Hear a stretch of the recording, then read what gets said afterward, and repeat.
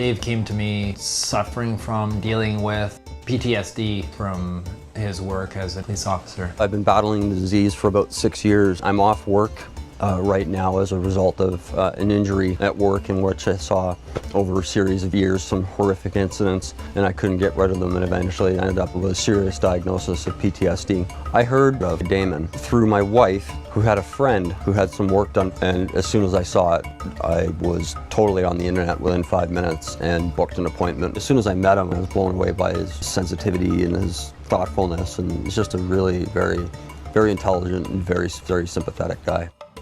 For this tattoo that we're working on right now today, it was very important to him that he had words to a song that really meant a lot to him. When someone really finds it absolutely imperative that they get certain words, those words have to be there. There's a band called USS. They did a song called Shipwreck, and the song talks about what it's like to be, down and out and on a whole bunch of medication, and your spouse leaves you. And I'm looking at it and I'm reading the lyrics and I'm like, yeah, all of that. The guilt and the shame of being off work, and the struggle with my medications, and the struggle with trying to finally put this thing to bed. The tattoo that I'm getting today is respectful of my past, but also will remind me not to go there. I took all that information in and I let it kind of mull over in my head, and I thought, okay, we got a lot of words here. Almost panicked, because it's like, wow, how are we gonna get them all in there? And Dave didn't really want them going down his leg, and he didn't really want them wrapping around his whole body either. So it was a little bit of planning, because I was also thinking, okay, how can I turn those words into something that has a concept so that they're not just words? I didn't want Tasmanian devils and phoenixes and dragons and all that kind of stuff. What I wanted was Damonistic tribal.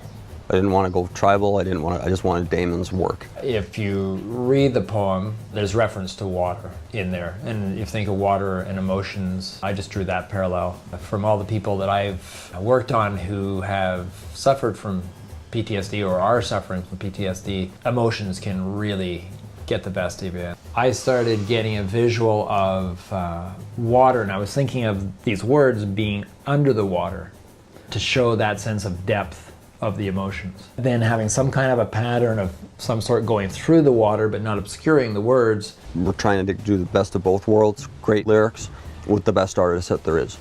And for me, that's part of that magic that happens here. You walk away with something that you're just so unbelievably proud of. Every time, I feel like I need to mark something, I just need a spiritual experience to just kind of refresh my mind and put me back on course. This is how I do it. If they're getting in touch with, I call it their soul, their higher self, some greater part of themselves that they normally don't always get in touch with, and especially in a case with PTSD symptoms, anxiety puts one in a state of separation from themselves in a lot of ways, and that's part of the anguish. Is this separation. You don't feel one, you feel really separate. The point of the atmosphere that I create here is to get them into a state of cohesive, flowing heart space where I can do this certain work, where basically my creativity going directly into them, onto them, I'm really, in a sense, picking up on what they really need. But I wanted to have a good spot for it, close, not over my heart, but close to my heart, and just as a reminder that don't go back there.